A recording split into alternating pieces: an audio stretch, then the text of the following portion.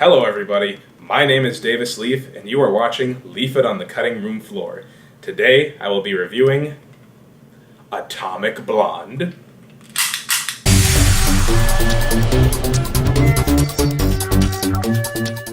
So, for this review, I have decided to drink a Lonely Blonde while I review it.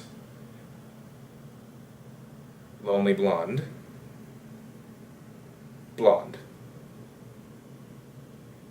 Anywho, Atomic Blonde is directed by David Leitch and stars Charlize Theron and James McAvoy. Some other more well-known actors as well, but none of them are really worth mentioning for this movie. David Leitch once again proves that he knows how to direct action. He is the co-director of the first John Wick, and he's directing Deadpool 2 next year, and I have high hopes for that after watching Atomic Blonde because the action set pieces in this film are incredible. When the action's going down, it is really going down. This is some of the most realistic action I've seen in a film in a very long time.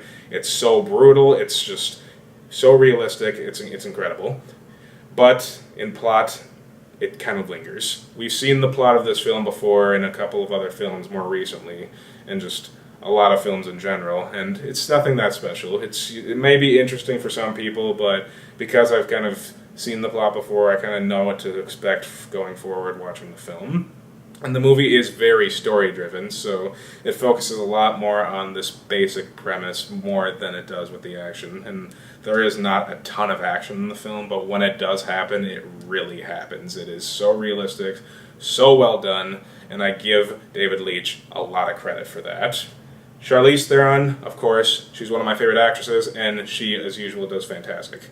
She did all of her own stunts in this movie, and they make it clear by the use of their very brilliant cinematography and editing, and I just could not give her more credit for just her stunt work in this film. James McAvoy steals any movie he's in, with the exception of the X-Men movies.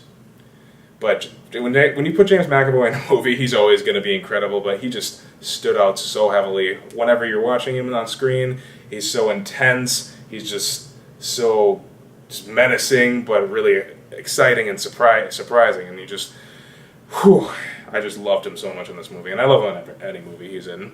So, in the end, the movie's really good. It's pretty fun.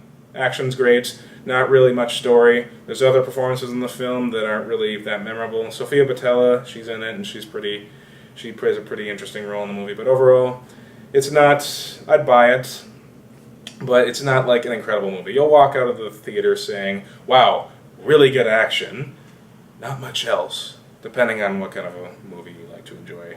But in the end, I gotta say, I liked Atomic Blonde, but it's nothing incredibly special outside of the action sequences. So, once again, thank you for watching, and I will see you next time.